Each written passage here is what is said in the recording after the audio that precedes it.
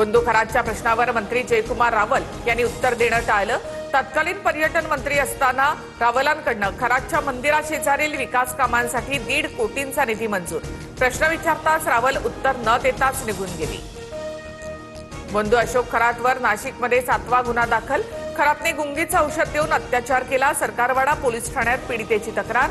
आपल्याकडे दैवी शक्ती कुटुंब उद्ध्वस्त करेन अशी खरातने धमकी दिली। एफआयआर मध्ये उल्लेख। अंकशास्त्र तज्ञ म्हणून घेणारा अशोक खरात 10वी मध्ये गणितासह 2 विषयात नापास।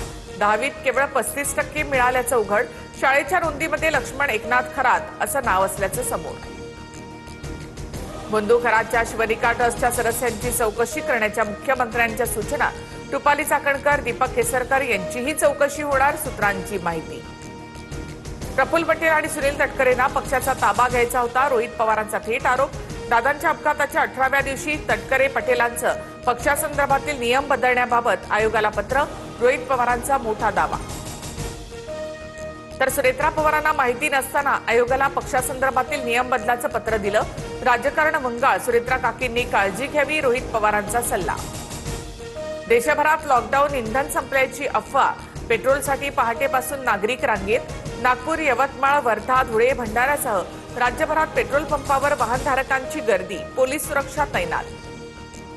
घरगुती गॅस सिलेंडरसाठी नागरिकांची गर्दी कायम। गॅस सिलेंडरच्या तुटवड्यामुळे आणि वितरणातील दिरंगाईमुळे ग्राहकांची नाराजी। अनेक केंद्रांवर लांबच लांब रांगा। अमेरिका, इस्रायल, इराण युद्धाच्या पार्श्वभूमीवर सर्वपक्षीय बैठक सुरू। पंतप्रधान मोदी, अमित शहा, राजनाथ सिंग यांच्या अध्यक्षतेखाली बैठक सुरू। टीएमसीचा बैठकीवर बहिष्कार, चर्चेला अनुपस्थित। अमेरिकेकडून पाकिस्तानमार्फत इराणला युद्धबंदीचा प्रस्ताव। चर्चेची जागा निश्चित केली जाणार, रॉयटर्स वृत्तसंस्थेची माहिती। राज्यभरातील पोस्ट ऑफिस बॉम्बनं उडवण्याची धमकी। धुळे, बीड, नंदुरबारमधील पासपोर्ट कार्यालयाला धमकीचा मेल। पोलिसांकडून तपास सुरू।